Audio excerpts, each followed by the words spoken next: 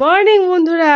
তো বলো আজকে সকালবেলাটা এই দেখো, আমার ছেলেটার আর সকালবেলাতেই দুষ্টুমি শুরু হয়ে যায়। অনেক ঘুম থেকে উঠবে না, ঘুম থেকে উঠবে না, স্কুল যাবে, রেডি হবে, ঘুম থেকে ওঠার নাম নেই।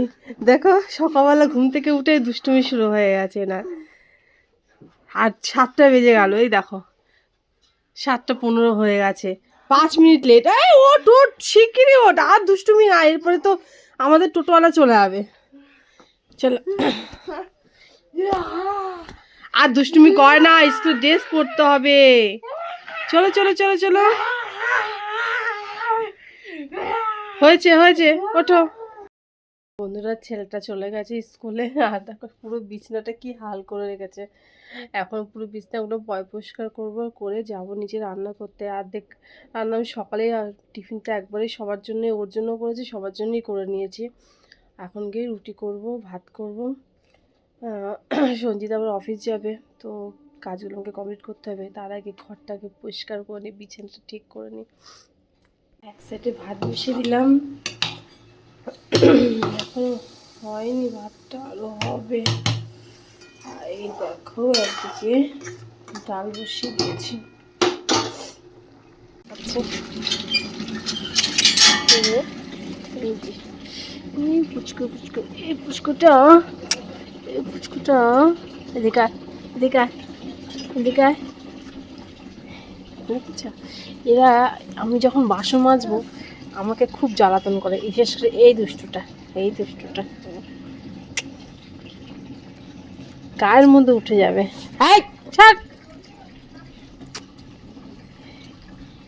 মনে করে সবসময় এদের জন্য খাবারই নিয়ে আসে। দেখো কি করছিস তোরা, কি করছিস রে, কি করছিস রে। আচ্ছা, এত বদমাইশ না।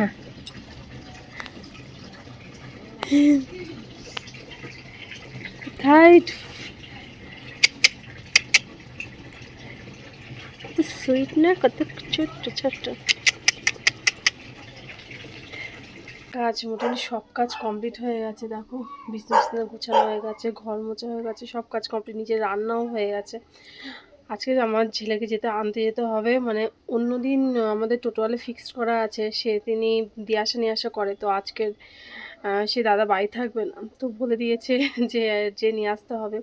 তো এখন তাই জন্য তাদের কাজ করে নিয়েছি। ওর ছুটি হবে হচ্ছে 1:45-র সময়।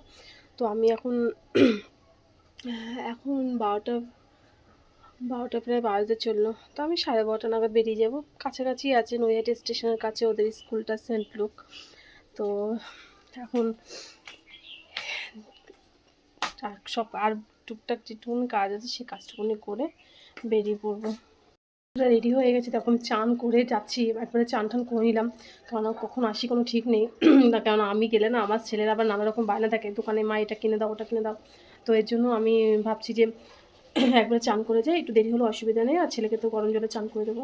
তো চলো স্কুলে ঘুরে আসি, আর বড়মার মন্দির থেকে একটু ঘুরে আসি। এখন এখন একটা টোটো ধরবো। দুপুরবেলা তো আমরা টোটো পাওয়া যায় না একদমই। আমাকে আর যেতে হলো না, রাস্তাতেই যখন যাচ্ছিলাম আমাদের টোটোওয়ালাটা বলছে, চলে এসছে, উনি একটা কাজে গেছিল, তা বলছে যে বৌদি আপনাকে যেতে হবে না, আমি চলে এসেছি, তো আমি যাচ্ছি।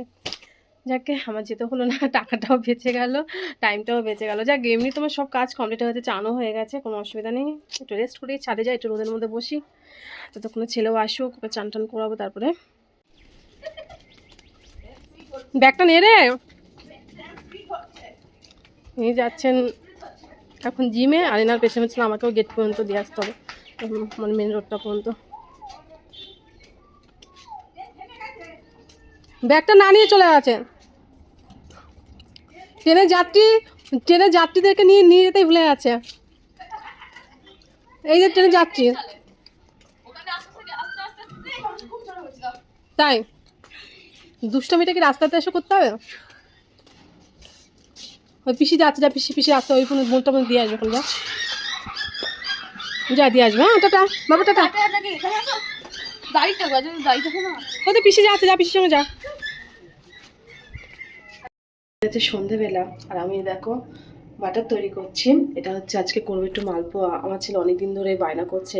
আর সবথেকে বড় কথা জানো তো, এই বছরটা আমি কোনো রকম পিঠে পায়েস করিনি। তো আমার ছেলেটা একটু পিঠে খেতে ভালোবাসে, কিন্তু আমার এই বছরটা ইচ্ছে করলো না। মানে প্রতি বছর আমার মা অনেক পিঠে করতো সংক্রান্তির দিন। আগেও বলেছিলাম আমি। সংক্রান্তিতে অনেক পিঠে করতো, পিঠে পায়েস দুটোই করতো। আর আমাকে প্রতিবারই মানে আমাকে বাপের বাড়ি থেকে আমাদের বাড়িতে মানে শ্বশুর বাড়িতে দিয়ে যেত আমাকে। বিশেষ করে আমি পিঠে খেতে ভালোবাসি বলে আমার মা নিজে আমি পিঠে না খেলে মা পিঠে মুখে দিত না। তো এই বছর মা চলে যাওয়াতে না মনটা খুব খারাপ। মানে ইচ্ছে করছে না আমাকে আমি যে কোনো পিঠে পায়েস করি। সত্যি ভালো লাগছে না। তো ছেলের আজকের খুব বায়না যে মা কিছু যখন করলো না একটু মালপোয়া করে দাও। তো আজকের মালপোয়াই করবো। অল্প করে করো, বেশি না। যেহেতু আমার ছেলে প্যানকাইটিস আছে, তো এর জন্য বেশি মিষ্টি জাতীয় জিনিসকে খাওয়ানো যাবে না। অল্প করব যাতে সবাই একটা একটা করে খেতে পারে। তো সেটারই প্রসেস করছি। এই দেখো,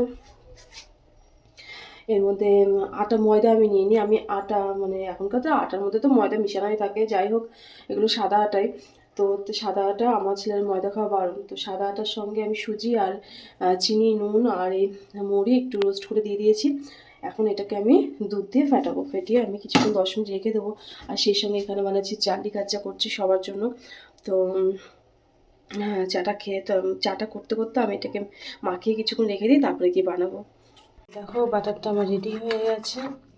এটাকে কিছুক্ষণ রেখে দিয়ে এভাবে অল্প করেই করেছি, কিছুক্ষণ রেখে দিয়ে তারপরে গিয়ে বানাবো। দেখো বন্ধুরা, মোটামুটি আমার হচ্ছে, খারাপ হচ্ছে না, মোটামুটি করতে পারছি। আমি তো ভাবছিলাম ভালো করে হবে কি হবে না, তো দেখছি এটা মোটামুটি খারাপ হয়। তো দুটো করে করছি, যেহেতু কড়াইটা ননস্টিক করা, তো দুটো বেশি হচ্ছে না। আর এখানে দেখো দুটো করেছি, দুটো চাটনির মধ্যে দিয়ে দিয়েছি।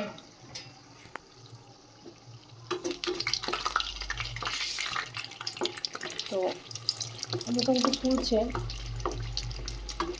আর তো মনে হয় ভিজিয়ে রাখলে মানে বেশিক্ষণ একটু আধ ঘন্টা রাখলে ভালো হতো, কিন্তু অনেকটা রাত হয়ে যাবে এগুলো করতে করতে। এই জন্য আমি আর বেশি রাত করছি না।